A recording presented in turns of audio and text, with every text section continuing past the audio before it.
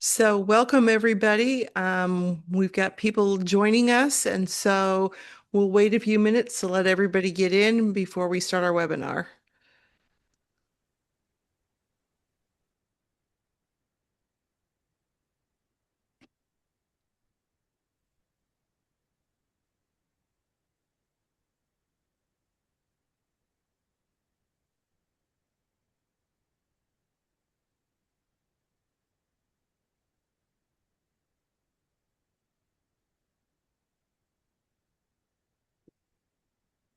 Welcome everybody to our March webinar for venturing. We're talking about recruitment essentials tonight, and we'll just wait another minute or so that we can let everybody filter in, and then we'll get going.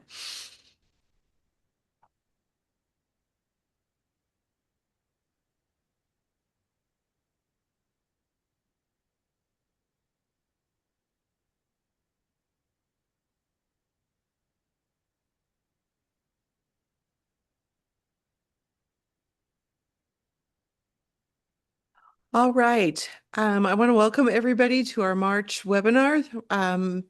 My name is Julie Dalton, and I have the honor and pleasure to serve as the National Venturing Chair. Tonight, we're going to be talking about recruitment essentials because we all know that recruiting is everyone's job, and it's probably the most important job that we have as venturers and leaders within the program. Just a few housekeeping items tonight. We are recording our webinar, and we should have that posted on social media within the next day or so. We will be using the Q&A function rather than the chat. Since we're in a webinar function for Zoom, we'll be using that Q&A function. So if you have any questions, feel free to type them in there. And we're going to be asking for some feedback from you all tonight. And so please put your feedback in there also, and that'll help us take information from the field and make venturing a stronger program. If you need the closed captioning function, both that and the Q&A function can be found on your Zoom toolbar. So just click them as you need them. And without further ado, I'd like to go ahead and introduce our panelists. Tonight, we are honored to have Andrea Morone. She is the past president of the MVOA. She served during the year of 2024 through 2025. She is currently in Geneva, Switzerland, doing a study abroad. So she informs me it is 1:33 in the morning. So thank you very much, Andrea, for staying up late to join us tonight. She has several roles within the venturing committee, um, but her primary role this evening is she's a part of our National Venturing subcommittee. She is wood badge trained. She took the combined course at the summit, and she actually was a troop guide on staff there during this last past course in January of 2025. She also serves as a mentor to the Scouts BSA leadership team and is involved with Order the Arrow. She is an Eagle Scout. She's also a Summit Award recipient. And so thank you, Andrea. We also have Rick Basher. He hails from the Laurel Highlands Council. Rick has served in a multitude of capacities within scouting and venturing. He has been the Northeast Region Area 4 commissioner. He has served as staff in 2013 up in the Foxtrot subcamp. He was a commissioner during Venturing Fest. He has served as the CST 12 commissioner. Currently, he is serving as the National Venturing Committee membership lead, and he'll be serving on staff at the Jamboree this summer as a chief of staff in Subcamp C1. So without further ado, I'd like to turn it over to Andrea, and she'll get the presentation started. Thank you so much, Julie. Rick, if you'd like to say a quick hello, I think the slides didn't update with your photo on them, so apologies for Well, that. But if you'd like to say hello. hello everyone. I'm not going to take up a lot of time. So thank you so much for joining. Go ahead, Andrea. Take it away. Really excited to be here with you all tonight. If at any point my connection starts to falter, so Rick, Julie, let me know. Like Julie mentioned, I am in Geneva, Switzerland, but I'm really excited to be joining you all tonight to talk about recruitment essentials in the older youth programs. So when we talk about the older youth programs, we have venturing, sea scouting, and exploring. Tonight we have a venturing group here with us, which is great. But for those of you who are involved in a multitude of older youth programs, know that these recruitment essentials really do apply to all of these programs, which is really exciting. So the older youth programs, especially venturing, we all know that we have a really unique program, right? And alongside the many unique benefits and opportunities that we have in these programs, we also have unique recruitment challenges, right? So the youth we seek to serve, those 14 to 20, 21-year-olds, are often in various stages of their lives, right? We're talking about youth who are moving away for college, who are starting technical school, who are in a really interesting moment of their lives where they have busy schedules and they have other extracurriculars. I'm sure everyone has experienced it or will experience it at some point. Life can get kind of complicated, right? So it's completely normal to see in our program when we're looking to recruit, very often we will hear, I just don't know if I have the time for it. I don't know if I have the bandwidth. I don't know if it fits into my schedule, right? But there are a lot of things we can do to make sure that this program works for our youth because at the end of the day, it's a program for youth by youth. So we can make it work, right? And then we do have a couple of common misconceptions that take away from that value of venturing. First of all, when we seek to recruit from troops, there's this perspective and misconception, truly, that we are looking to steal kids from troops, right? But that's not the intention. The goal is to provide these 14 to 21-year-olds with age-appropriate experiences that keep them engaged in the program and keep them wanting to come back, right? We don't want a youth who's in a troop who has reached the rank of Eagle and provide them those age-appropriate opportunities. At the same time, venturers can be dual registered in a troop and work towards advancement towards Eagle after first class. They can teach skills to scouts in the troop. They can serve as den chiefs for pack. At the end of the day, older youth program participants can really give back to the other Scouting America programs, and that's important to emphasize with those other with volunteers who think that we're looking to steal youth from their program. And then the other common misconception is that crews and ships will only last 3 years, right? You have a group of 14, 15-year-olds that join the unit and then they start going away to college all at around the same time, and then the unit collapses. And although we do see this happen a lot, unfortunately, um, what we're going to talk about tonight is the opportunity to make sure that that doesn't happen, right? Through a continuous flow of recruitment, of new scouts joining, of new participants, um, to really prevent this from happening, right? What we're looking for is continuous recruitment. So we'll go on to the next slide. And so what's really important to this is kind of changing our mindset. So a year ago, I spoke to the Rick knows all about this. The membership group has a membership mixer every month, and about a year ago, I went and I spoke about this concept of the family scouting continuum. What does this mean? The family scouting continuum is this idea that we want our youth to be able to participate in Scouting America from the time that they're a Cub Scout until they reach the end of an older youth program, right? We have a lot of youth who go from a pack to a troop. That's a very natural process. There's a crossover ceremony and everything. This seems very intuitive and it's very normal and a lot of kids do it. What we want to make more intuitive, what we want to make more normalized in this process is then after being in a troop, or again, we have that slide overlap, but at some point joining an older youth program. That's the family scouting continuum.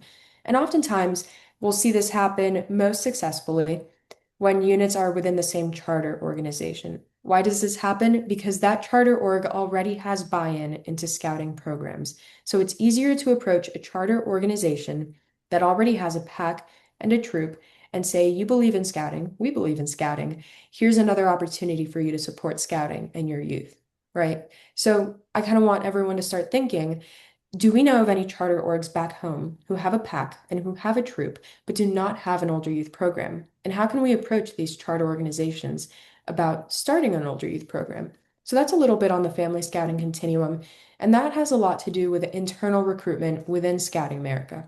What we're looking to do is shift the mindset to community recruitment as well, because we need both internal and external recruitment. We need to make sure that we are a retention tool for Scouting America through this family scouting continuum concept, but also that we're bringing in new members who have never been exposed to scouting before. And that brings us to dynamic recruitment. The membership subcommittee, headed up by Rick, has also been working on venturing crews for colleges for quite some time, and I think we're making some great progress. So more on that to come soon. But this concept of crews for colleges is truly a really great opportunity because we do have youth. I used to be in the South Florida Council, still am, but then I moved to go to school in Baltimore, Maryland. And I think the best thing that could have happened was that my scout executive from back home in Miami reached out to the scout executive in Baltimore Area Council and made sure that I was well connected and I could stay involved in scouting. So when we can do that for our youth who are going away to college and we give them the opportunity to start a unit in their college campus or nearby, that's when we ensure that our youth are staying involved in scouting beyond those kind of like 17, 18 years. Alrighty, let's see. Alrighty, so going into dynamic recruitment. What is dynamic recruitment? So dynamic recruitment is different than static recruitment in the sense that dynamic recruitment is year-round. It's a continual effort. It's something static recruitment will be once a year. It'll be a join scouting night, normally around August, September, as the schooling year is starting to kick off. And that's about it. That's when most units will kind of cut off their efforts on recruitment. Dynamic recruitment is more, like I said, a continual effort year-round. How can we make sure that recruitment is constantly at the forefront of our efforts? And if we can have continual recruitment year-round, we won't run into this issue of units only lasting about 3 or 4 years. So what you see here is sorry, Rick, going back. I realized that the QR code is not in these slides, but the dynamic recruitment playbook is available on the membership hub. So if you were to Google, for example, Venturing Scouting America Dynamic Recruitment Playbook, you will find it online. So this resource is online and it gives you best practices, the importance of dynamic recruitment. And what we saw, what was it, maybe a year ago, is that the Cub Scout program and the Scouts BSA program had dynamic recruitment playbooks and the venturing program did not. So what we did is that we adapted that playbook and that concept to the older youth programs. So that's been really great. And so if you do Google it, you'll find it and I can share the link in a little bit. And so again, so Rick, you can skip forward now. Thank you. So what we're looking to do with dynamic recruitment is find those prospective members who aren't already in scouting. With the family scouting continuum, we're looking to recruit from within our troops. But with dynamic recruitment, it's really just how can we make sure that this is year round, right? How can we make sure that we are reaching the community, right? So we want to prioritize community engagement. Are we doing community service? Are we showing up in the community in our uniforms in a Class B? Are we giving, are we showing up at events, at the 4th of July, at the fireworks? Are we showing up at the barbecues? Are we really showing our faces, right? Are we establishing partnerships with local organizations? So start thinking about maybe your unit back home, right? What local organizations can you partner with? And if you think of any, you can put those in the Q&A. Local governments, nonprofits, universities, small businesses. I know back home, my local community does a camping at the park once a year. And so a great opportunity there would be for us to go and support one of their booths, right? And show up in our uniforms. And at the same time, you can recruit. And then, of course, continuously strengthening that relationship that we have with our charter organizations. The more you can solidify that relationship through regular communication, collaboration, showing up at their events, the more they can help support you and better understand what it is that they can do to ensure that your membership efforts are successful as well, right? Is it possible to recruit within your charter organization? If you have that kind of charter organization, then maybe that's another possible window to look into. So, for example, my unit is chartered with our church. And so oftentimes, so we show up to Scout Sunday, and we show up in our uniforms, and we do community service with the church. And then that way we're putting our face out there and we are able to recruit from the church. So that's always a great opportunity. So in the spring of 2024, we conducted the Venturing Experience Survey, and what we found is that 40% of venturers learned about venturing through word of mouth, right? So this is from a friend, from a parent, at school. And what we found is that 9 out of 10 venturers actually share with their non-scouting friends that they are involved in scouting. I don't know about you guys, but my experience in a troop is that that's not very common there, right? And so to hear that venturers are sharing with their non-venturing, non-scouting friends that they are in scouting, to me, that was one of the greatest outcomes from this survey, that and that we do like our venturing greens. I have to say, I loved hearing that we like our venturing greens, because I do.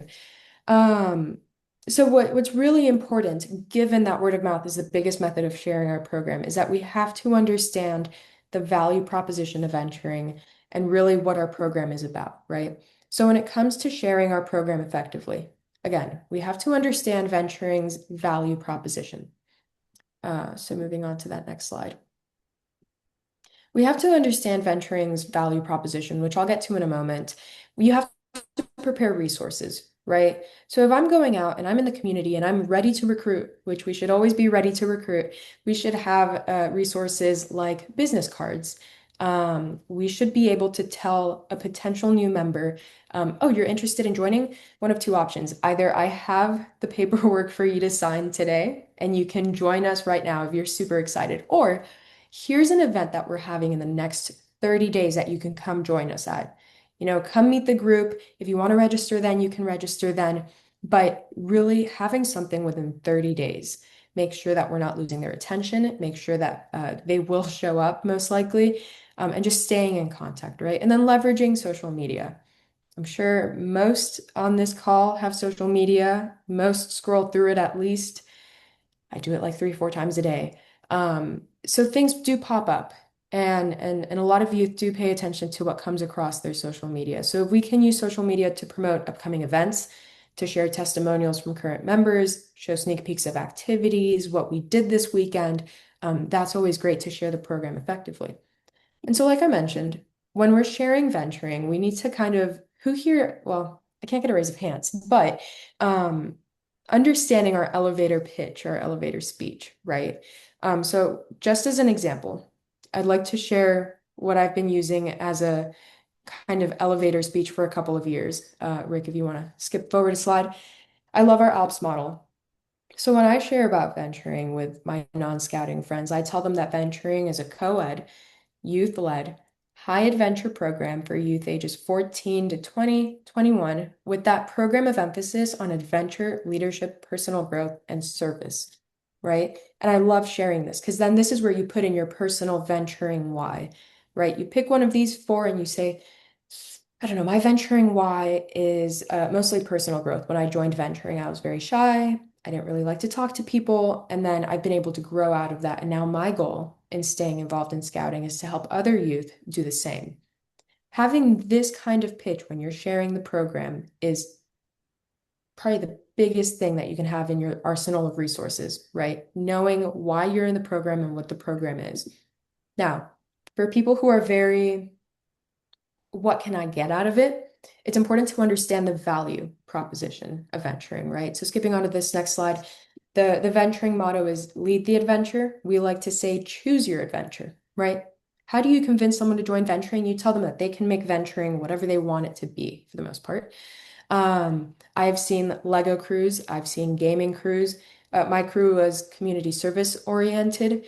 I've seen scuba crews, and this is my favorite example to give. They have their unit number to the red patch, and it has a white stripe across it like a scuba flag. It really, really is whatever you want it to be. And that I think is very valuable, and that comes into our that's in our favor, I think, when we share the program and understanding that and being able to share that with people. They don't have to go hiking, they don't have to go backpacking all the time. That's not the only thing we offer, right? So making sure that that's clear to potential new members is really, really important. And then finally, when it comes to sharing the program effectively, like I said, you need to have that activity within 30 days, right? When I tell someone, hey, you should come join venturing, and they say, well, how? Like, how can I meet you guys? And I don't have something within the next 30 days, it's hard to keep them engaged, right? So we have what we call normal friend activities. I know Ramin isn't a huge fan of the phrasing because it's everything's normal. But we like to call these normal friends activities because they should feel welcoming and they serve as an introduction to the values and fellowship of scouting.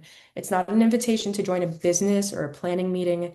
The uniforms can be super intimidating for youth and parents alike. You show up to a meeting and you see all the badges and the knots and like why is there different like colored shoulder loops? What's going on with that? Why do some people have dangly thingies? Why do some people not? What's up with the beads? Um, so just this is just an invitation to join a group activity, right? A movie night, a local hike, barbecue, pool party, just to get to know the group, right? The camaraderie, the values, the fellowship of scouting. Um, because again, we're not looking to recruit, right? This is part of that changing the mindset. We're not looking to recruit, we're looking to invite people to join scouting. So when Ramin and I were talking about this presentation, we said, well, how do we kind of put this into like, how do we solidify this, right? If you want to have an activity within 30 days throughout the year, and this isn't like set in stone, right? But you want to have these activities that are going to be easy to plan, simple, straightforward, and you can have them throughout the year. So here are some examples, but I would love to know in the Q&A what your units do for recruitment year round. Because these are some pretty generic, January, let's meet and do our New Year's resolutions. My crew used to meet and we would do vision boards. So we would do vision boards. April is Earth Month. We used to do a lot of community cleanups in the mangroves in South Florida. June, July, 4th of July picnic, like we'd spoken about. Day hikes, pumpkin carving, I love in October. Friendsgiving, we would do holiday parties every Christmas. We really liked the Grinch for some reason. But I'd love to hear kind of what it is that our local units are doing across the country, but also what are territory VOAs, what are council VOAs, because this can all be implemented at different levels, right? So whether it's a TVOA posting on social media, hey, happy Earth Month, which is in April, we hope you get out this month to do some sort of local community cleanup, and we'd love to hear about it, right?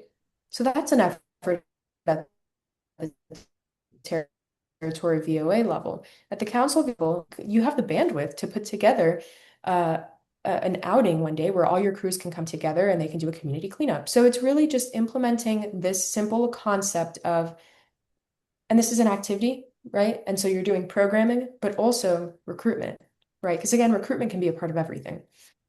But yeah, we would love to hear what kind of recruitment strategies have worked for you guys.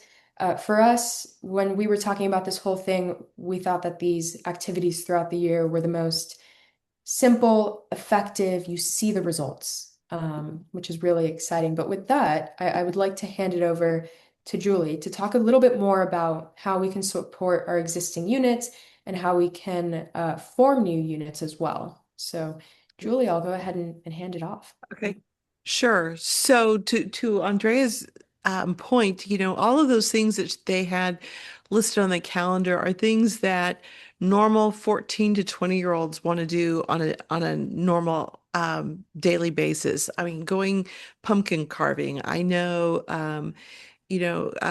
Gail's or crew down in Florida post pictures of pumpkin carving, and it's just teenagers hanging out and having fun. So that's what we need to think about is, we need to, as Andrea said, be the invitation to join the program, and don't make it overly hard. Don't make it super strenuous or stressful.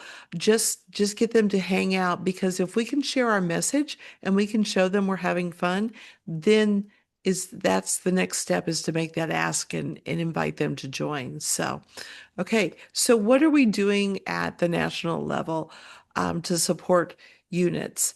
So you can see on the slide, we've got the Adventure More campaign. There's a whole plethora of new digital marketing assets that the national membership team, in conjunction with the Venturing membership team, have worked with BSA or Scouting America's marketing team to come up with less intimidating marketing tools.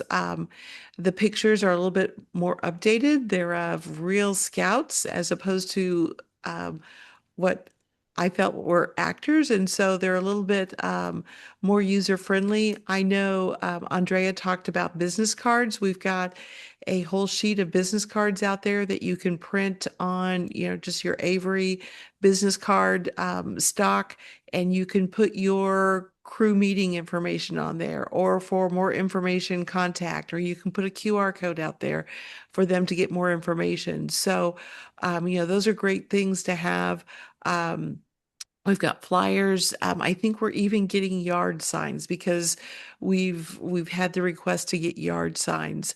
So all of these resources should be customizable by your unit.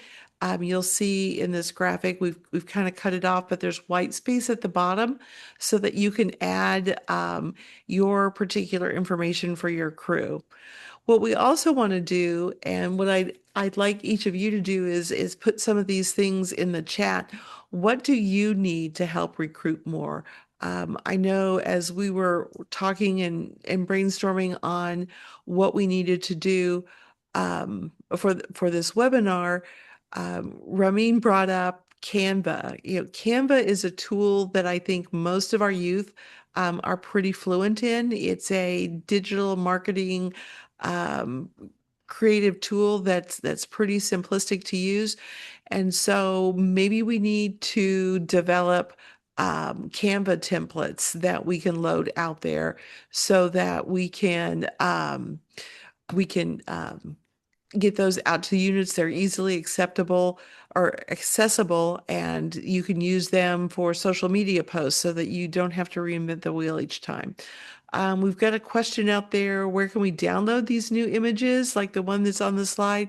They're all available in the Brand Center. So if you go out and Google Scouting America Brand Center, and when you get in there, go to the Venturing program tab, and then there's a folder for more campaign, and you'll find all the new assets in there. So that's where you can find those. Um, so we also want to make sure that we've got a coordinated marketing strategy.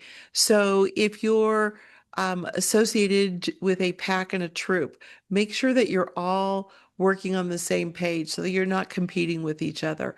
I know that we do overlap with Scouts BSA, and somebody put in the Q&A, why don't we just transition automatically at 14 to the Venturing program? And I will tell you that there's value and benefit in both programs, and they're designed for different skill sets. And so, you know, Scouting America gives our youth the ability to experience both programs and learn both sets of skills. So that's probably not going to happen in the near future, but there's no reason why our youth can't do both. So making sure that we're coordinating with other units that might be in the area is essential. Go ahead. So council and territory. We're working with our territory program leads to ensure that they have a buy-in for the older youth programs so that they see the value of the older youth programs. I think too many times when a council or a territory are talking about programs or talking about recruiting efforts, it's school night for scouting for Cub Scouts, and that's about as far as it goes. They may have an open house month for Scouts BSA to hold open house, but we need to make sure and work with our councils to make sure that venturing and Sea Scouts and exploring are all included in a strategic plan for membership growth within a council. And so I encourage all of you to reach out to your council membership VP and sit down and have that conversation and ask them how you can be um, an influencer to get the council to do more venturing and older youth programs. Another incentive might be, we all of our youth get the recruiter strip if they recruit one youth. Well, what if we have somebody who invites 4 or 5 or 6 youth to come to join scouting? Can we do a different recruiting strategy? Can we incentivize them differently? Can we have a special council CSP that's a super recruiter council CSP that they can work or be rewarded with so that we can recognize those youth that invite more than one youth to join the program. And then we're also working with our commissioner team. There's a lot of reports that we have out there within the commissioner tools that talk about the health of our venturing crews. And there are specific metrics that the commissioner team has deemed what makes a successful venturing crew. It has to do with having top leaders trained. It has to do with membership growth, increasing membership year over year. It's making sure that we have appropriate super activities and tier 2 and tier 3 activities and that program that will keep the youth coming back and making sure that our youth are trained and that they're doing what they need to do to be effective leaders. And so, I encourage you to work with your commissioners and find out what those tools look like so that we can make sure that we have healthy units. What we don't want to have happen is for it to come to October, November, and all of a sudden we have a crew that everybody in the crew is aging out. And I think that in the comments, Greg mentioned that he had a 19-year-old crew that they weren't able to recruit, and all their youth members aged out and left. And so now they basically had just simply adults. And so we never want to hear that or have that conversation within that 60 days of recruiting. You as adult or advisors within the program, the ages of your youth better than anybody, and who's going off to college, who might be aging out, and challenge those youth to find someone to backfill their place. If we had every youth who was able to replace themselves as a member of the crew, we would have that continuous recruitment process. And at the unit level, we highly recommend that recruiting dynamically. It's intentional and continuous. Use those normal friend activities. I think this is a picture of an actual crew with a friend activity in October, and they're carving pumpkins. You'll see some of the things Andrea mentioned. Nobody's in uniform. They're just teenagers hanging out and having a good time on a Sunday afternoon, carving pumpkins. So make sure that you've got those normal friend activities built into your annual plan. And then probably, an important step is knowing when to ask for help. If you see that your unit is going to age out, or you see that your unit is losing members, reach out to, your commissioner, council commissioner, reach out to, if your council has a venturing officers association, reach out to that team for help, reach out to your territory teams for help. That's what they're there for. We within each of our territories, we have a council support team, and they're there to ask questions. They're there to provide support and help you be successful. It could be that, your youth just need a little bit more training. Maybe your youth need to team up with another crew that's doing, has a super dynamic program so that they can get re-energized. And then be present in the community.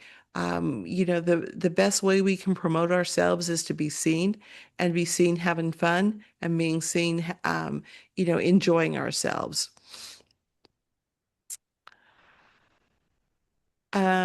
Okay, so Ben mentioned, yes, the chat is disabled. We need you to put your comments in the Q&A, and that's where we will pull them from. Um, so forming new units, we are working on developing some tools. I know that the National Membership Committee has put together some documents for new crews, and it's a new crew playbook or a new unit playbook. So it doesn't just um, um, pertain to venturing, but it's any new unit, and it has kind of some step-by-steps, and it's very well written because it has QR codes and links directly to the resources to help you be successful.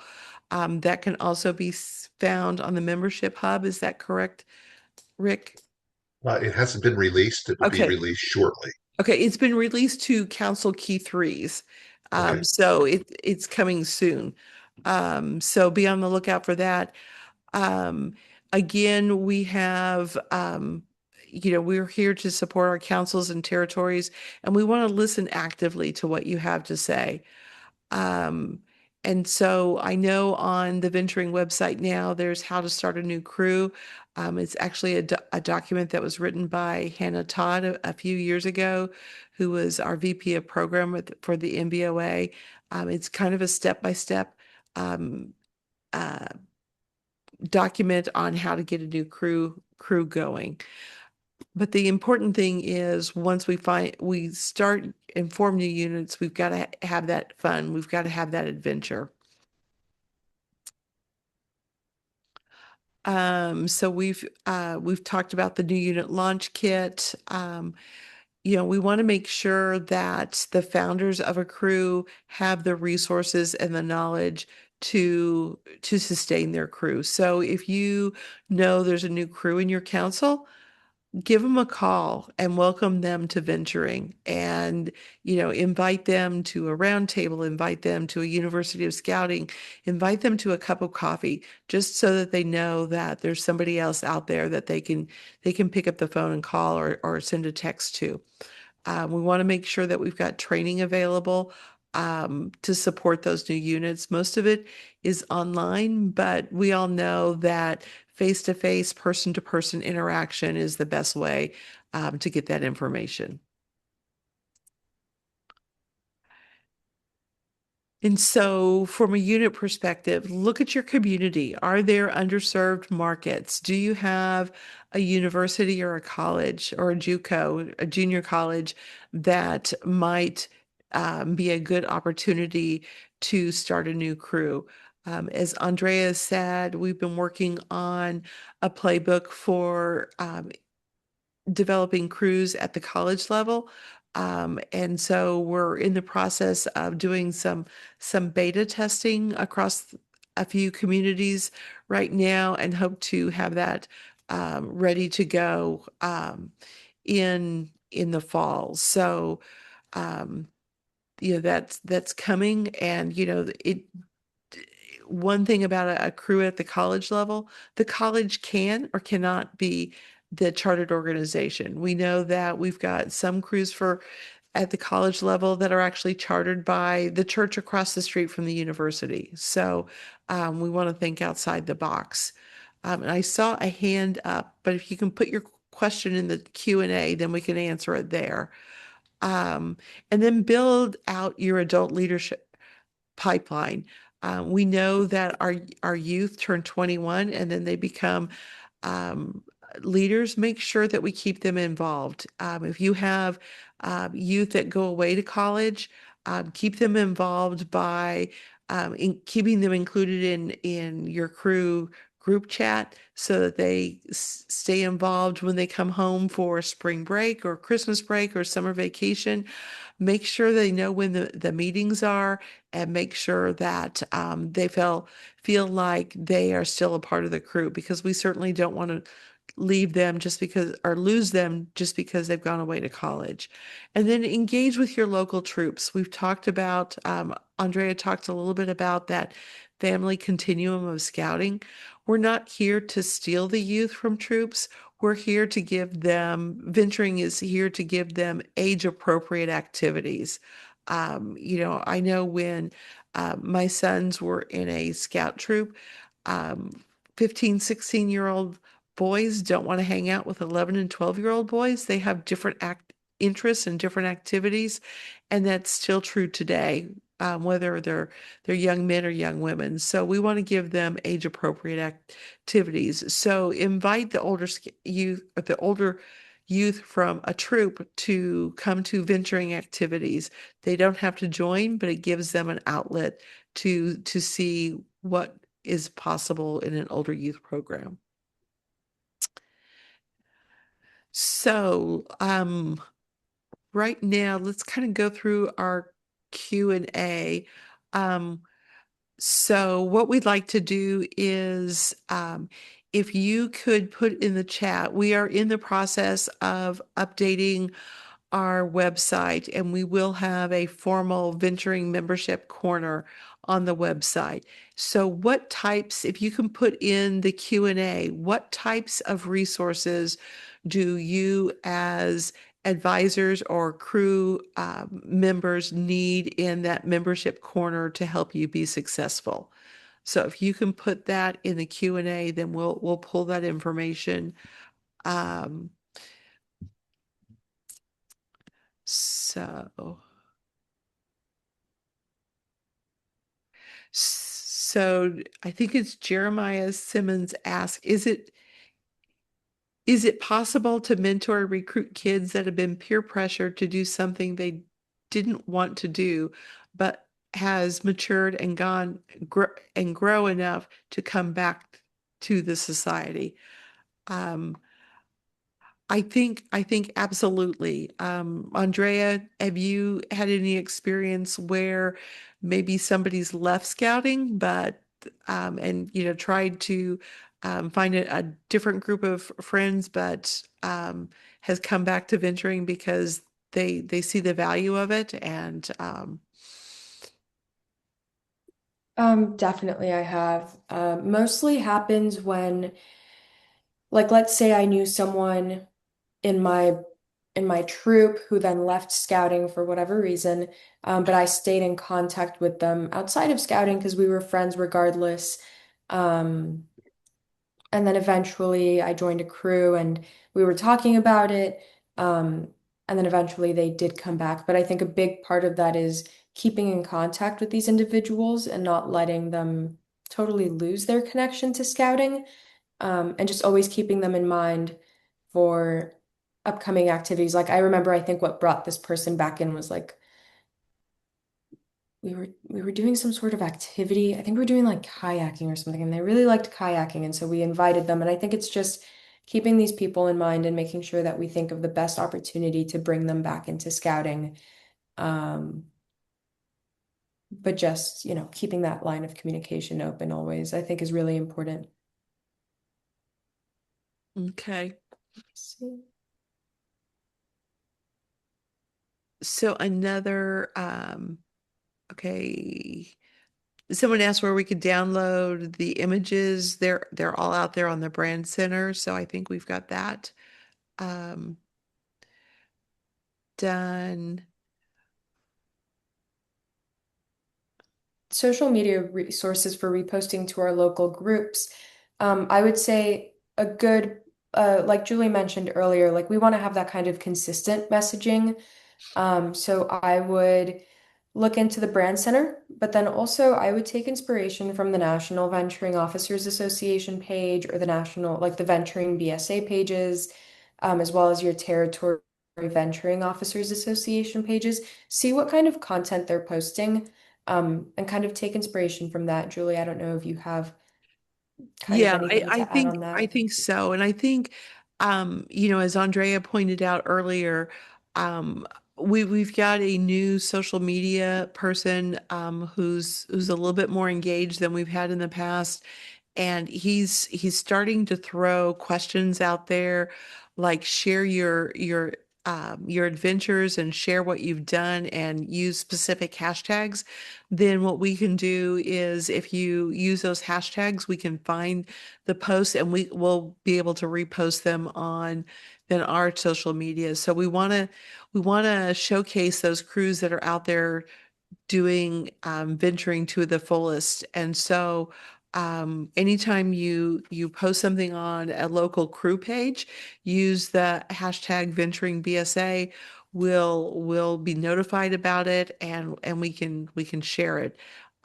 Or put in the comments what you're doing, and then we can follow up with you because you all out in the field are our best ambassadors of the venturing program and what's good about it. So we want to use you as our spokesmodels for the program because you're the ones that are doing that out there. Um, Somebody suggested, David Nelson suggested using a month or a year in the life of a successful crew from a meeting program perspective.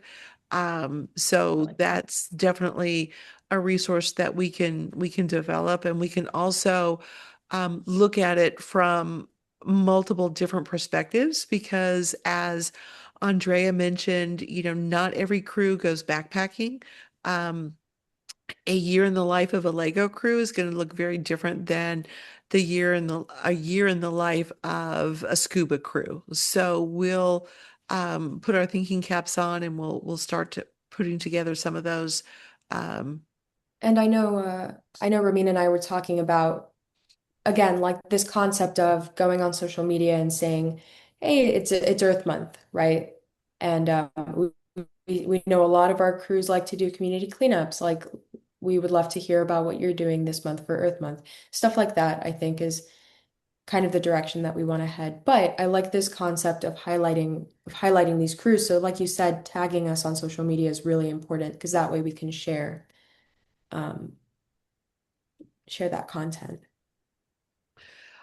So Matt Brown is asking Council Venturing Officers Association support for broader council level recruiting to venturing and not just a specific crew.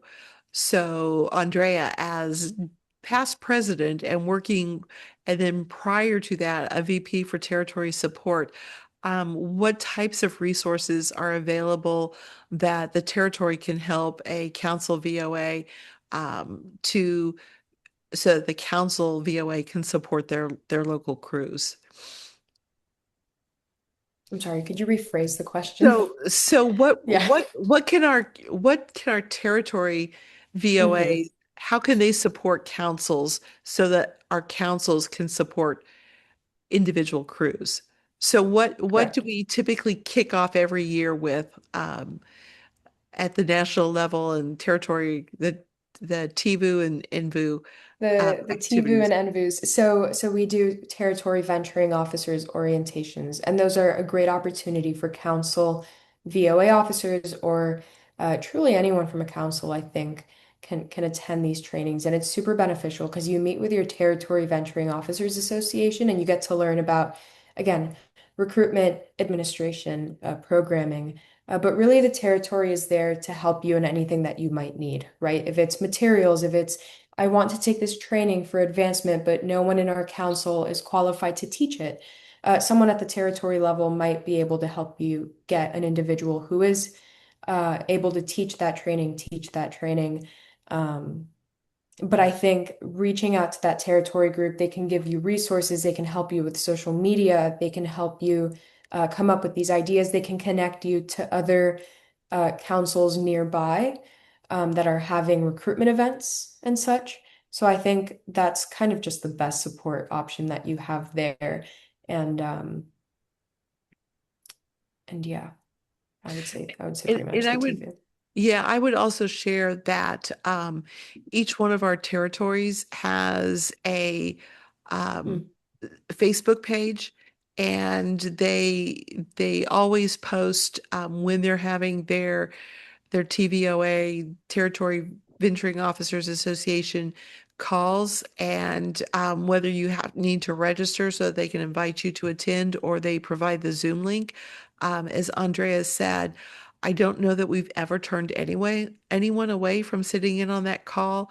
We know that a lot of our councils don't have a formal VOA structure. And so if you're crew president or you have somebody, a youth within your crew that wants to sit in on those calls, I would encourage you to get them, find out when the calls are and encourage them to join the calls, because that's where councils share what's going on. Council, Quivira Council may be sharing that they're doing a venturing activity this weekend, and anyone who's able to drive to come to the activity is more than welcome to attend. I know that uh, I don't believe there's any council out there that would say we're only going to do a venturing or a scouting event for people in our council. So, I think we're all Right. scouts here and we can cross those boundaries and attend activities. So that's where a lot of that information is passed along. So I encourage you to join those meetings if you can. Yeah. And Julie, I'll add to that. If it's okay, I can share the link tree with everyone in the Yep. meeting. Okay, so I'm sharing everyone in the chat a link tree. Oh, the chat's That just going to us. Put it in the Q&A. Oh, okay, sorry. Putting it in the Q&A. I will find a way. But if you go on the Venturing BSA Instagram page, you can access the link tree anyways. And essentially, you can click on that and you can find every CST's Facebook and Instagram. And if you don't know, because I see a question here in the Q&A, who's my contact if my council doesn't know what a VOA is? You can reach out to your territory team on on these social media platforms, and they can direct you to the right person. And if it's possible that your council doesn't have a venturing contact, you can always become that contact. So when I was on the Territory Venturing Officers Association, we had concrete contacts like our council VOA presidents and their advisors, right? But we also had councils that don't have a VOA and that scout executives don't know what a VOA is. And what we would do, like Julie mentioned, was have crew representatives, crew presidents attend our territory VOA calls just to hear what's going on across the territory, to hear advice from other councils, and to make sure that they're getting all the information that they should be getting. So if your council doesn't have a VOA and doesn't have that council like venturing representative, we would always love to hear your input and have you attend these calls to make sure that the information is coming from us to you, but also from you to us. So The link tree Matt worked in the chat. says Oh, the awesome. link Thanks, tree Matt. worked in chat. Perfect. Success. Success.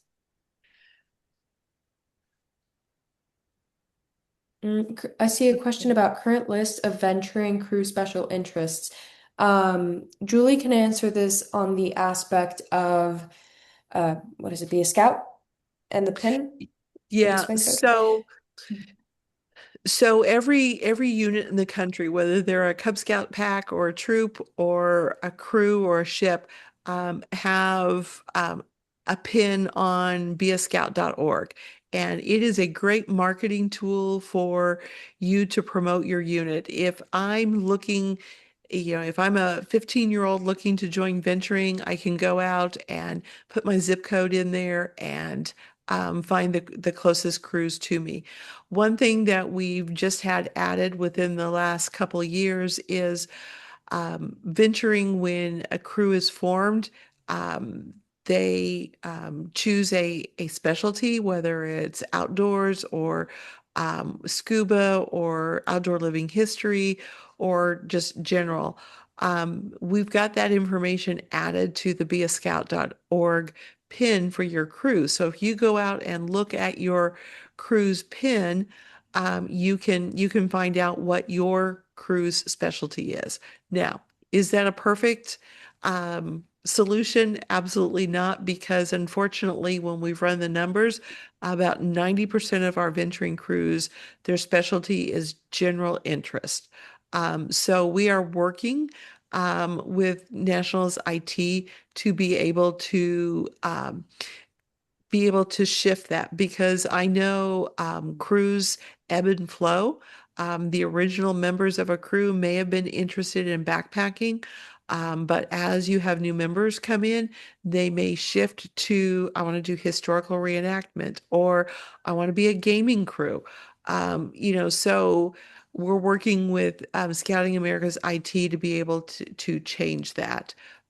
So that's how you can find out what those crews are. Um, and so, And then I'll add that more informally. Within a crew, we recommend that once a year you kind of do this activity interest form. So again, if you just Google Venturing Scouting America activity interest form survey along those lines, it's essentially a list of activities that your crew could engage in throughout the year, and you have your youth members fill it out to get a better understanding of what it is your youth are interested in doing. And that way, again, great retention tool because you are actively engaging in activities that your youth want to engage in, right? You're not just putting together what you did last year because it worked last year. It's you're asking your youth, what do you want to do this year and moving forward? What works best for you? How do we keep you engaged? What are youth your age looking to do so that when we go out to recruit, it may not just be what's on the spin code, but it may, it shifts from year to year. So that's always great to know with your unit. What is it what is it that you're looking forward to doing with these venturing activity interest forms, so that you can share that with others and so that you can share with others what it is that your unit really does. okay. There's a couple of questions out here on looking for a crew that's a Lego crew, or a biking crew. And again, go out to beascout.org and see if you can find them. Like we've said, we are working to refine that um, identifier at the crew level, and as soon as we can get it pared down, we'll share that information with you. I know that under if you're part of the account or your unit's key three and has the ability to update that information, um, uh, there's some information out there that you can change that, but when we looked at it the other day, I mean, it's everything. It's got all the exploring codes out there. I mean, they've got everything under the sun out there. So we need to get it refined a little bit before we share that information. Um, there's a couple comments out here, questions about LGBTQ friendly. And I would say that, any venturing crew should be friendly to any youth that wants to participate. I don't know that that would have any bearing on whether a youth or an adult would be able to join a crew. Um, so special interest for knife throwing or forging, again, for the knife throwing, we would have to follow the guide to safe scouting. Forging, that might be a historical reenactment crew. I know we do a winter camporee in my council, and we have blacksmiths and forgers that come out and demonstrate their craft. Um, I think Andrea, the master list of printing to show what a prospective cruise can do. I think Andrea talked about that, the activity in interest document where it just has a whole lot of information out there. And that should be available in the advisor's handbook. And I just went ahead and put it in the chat as well Okay, now that I figured out the perfect. chat. Okay.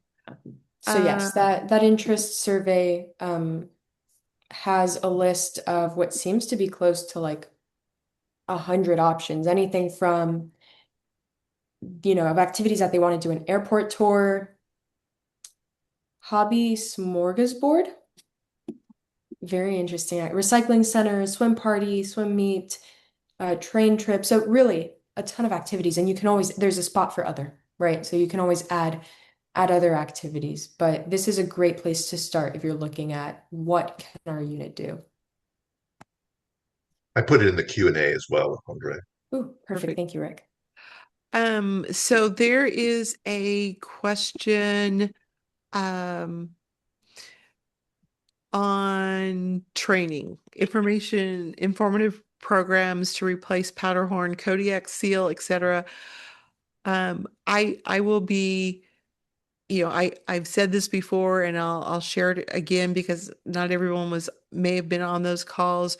All of those training programs are owned and um, governed or maintained by Scouting U, and those were decisions to um, eliminate those trainings based off of participation and Scouting U's resources. And so, unfortunately, we were the bearer of the news, but we were not the body that made those decisions. So we continually ask for additional training, and we're looking at that because we know that our youth want a higher level. So we will continue to advocate on that.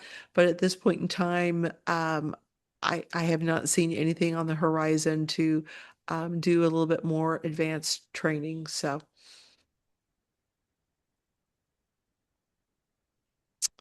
I'm going through. We've got an update for this list. And that probably been that list from 2015 is probably the most current list. Um, it has, I know we've talked about it in the membership team. It has way more codes than we need or should have because sometimes too many choices is too many choices. But that's what's in the computer system right now.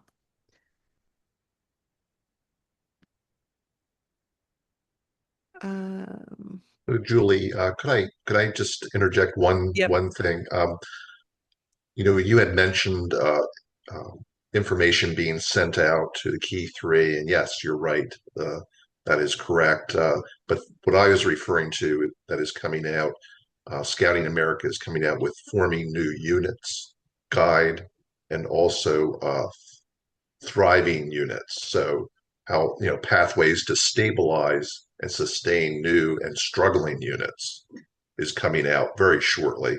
And as you had Okay. seen both of those as well. So Perfect. Thank you for the clarification.